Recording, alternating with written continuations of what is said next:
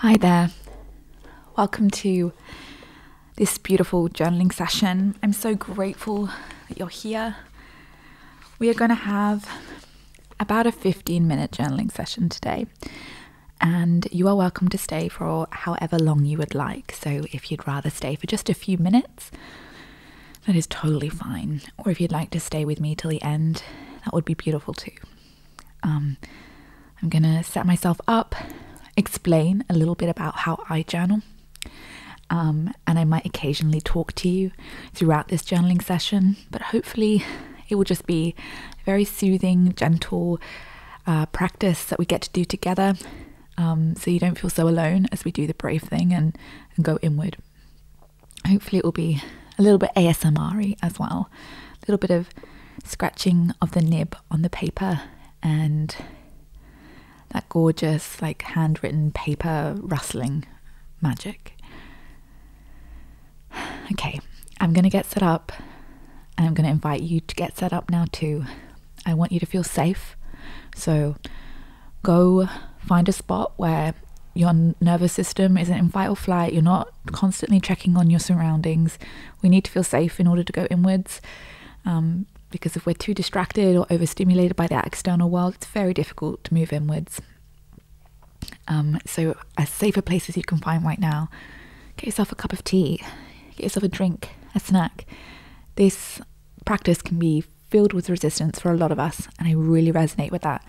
So we need to make sure that we're taking care of ourselves as we do the brave and vulnerable thing. Okay, so as we look inwards, we take care of ourselves. As we look inwards, we make sure we feel safe. So go find yourself a snuggly, cozy, beautiful corner of the world and set yourself up. I want to make a note again on how there are no rules when it comes to journaling. So if you need to, or if you want to, use an electronic device, if you want to use tech rather than pen and paper, it's really fucking legitimate.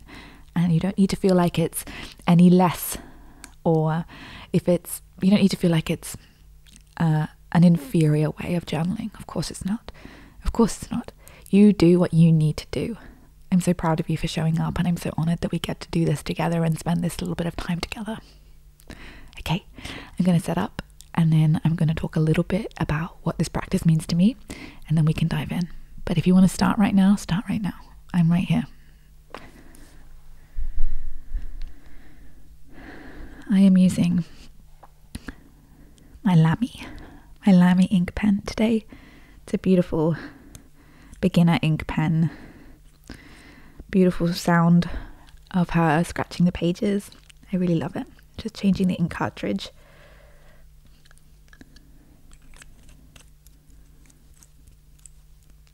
Beautiful.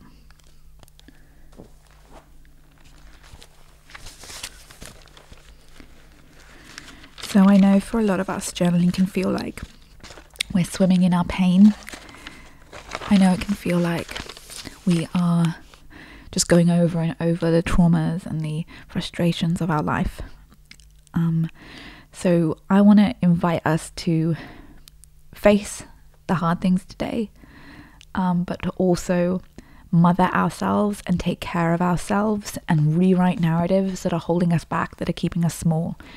It is really valid to bitch on the pages of our journal. I don't want to say that that's not right. It is right. We need a space to vent. And today you might like to do just that. You might just need to vent about the things that are difficult in your world. It's so valid. But I want to make sure that when we leave the pages, we feel uplifted. We feel like we've moved through something. We feel like we are on our own side. We don't want to feel like we're deeper within the shit than when we started. So I'm going to encourage you to use my practice, which I call mothering myself. And if the word mothering is triggering to you, if your relationship with your mother is a bit traumatic or it just doesn't resonate, that's totally fine. You can call it something else. But I'm just going to describe to you what I call the mothering practice. I look after myself on the pages as though I am my own child. And I think in a world where adulting is so exhausting and it is so relentless, we need to be our own parents. We need to know how to reparent ourselves and make ourselves feel safe. And so this mothering voice does exactly that. She keeps me safe. She keeps me time off from the relentlessness of this life. She tells me I'm doing a good job. She gives me permission. She makes me feel incredibly safe. And so without a doubt, when I finish my pages, I will always finish with this mothering voice. Now, if we have an extremely critical, cruel inner critic, inner voice, this mothering voice can feel really foreign, and that's really valid. But I'm going to invite you to play with this voice today. And if you've never done something like this before, I'm going to give you a few questions to ponder. How did you feel safe when you were younger? When did you feel safe when you were a child? What made you feel safe when you were a child? Was it a certain person? Was it a blanket? Was it a food? Was it a place? Was it a certain sentence? Was it words? How were you made to feel safe when you were young? And can you recreate that in the pages of your journal today? Can you recreate a sense of safety using what made you feel safe when you were younger today? Can you baby yourself? Can you give yourself permission to treat yourself a little bit like a child? And this is not letting ourselves off the hook. This is not mollycoddling.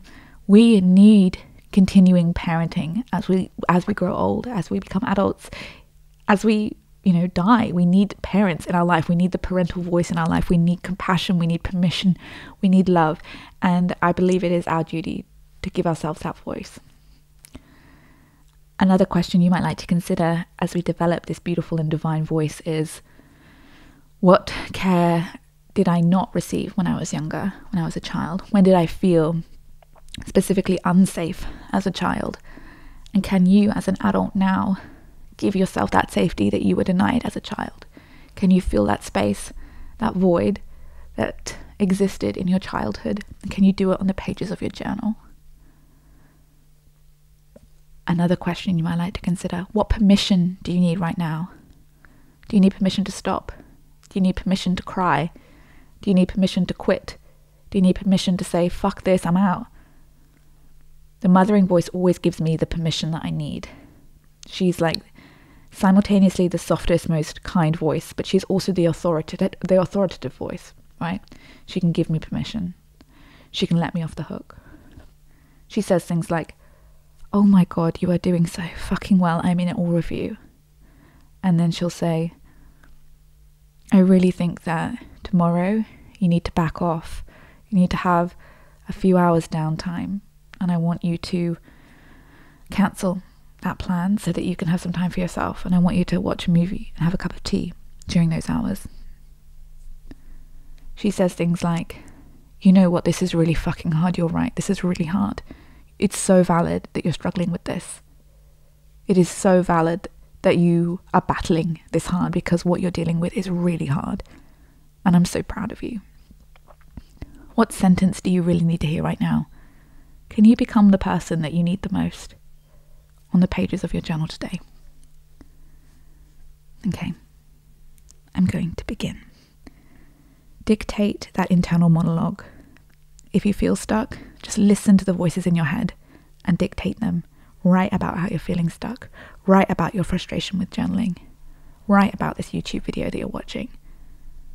Dictate it and then mother yourself. This practice is life-changing. Let's dive in.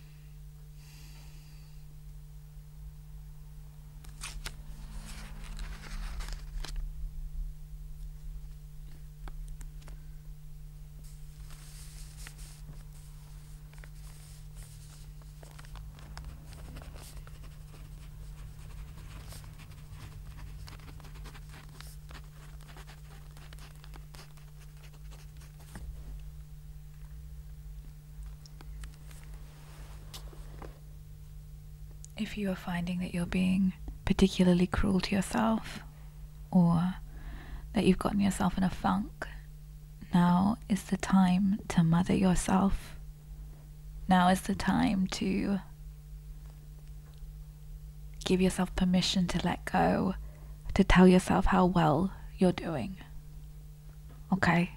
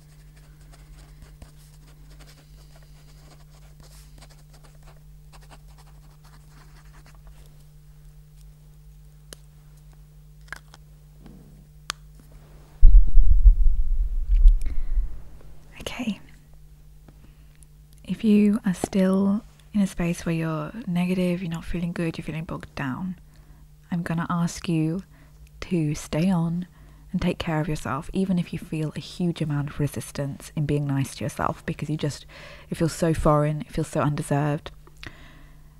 Please take the time to mother yourself, to give yourself permission, to make yourself feel safe with your words. You are deserving of that, even if you have stories that say otherwise. You are deserving of that kind, compassionate voice. You are doing so well, and I'm so proud of you. Thank you for sitting with me during that journaling session. It was really abundant for me, getting clear on some new thoughts and some new things that I want to bring into this world, and just sitting with that mothering part of myself and being made to feel really safe and validated in what it is I'm doing and how it is I'm showing up. Okay, grateful for you. I'm sure I'm going to be doing a few more of these. I really love sharing my journaling practice with you, and I'm very grateful for you being here.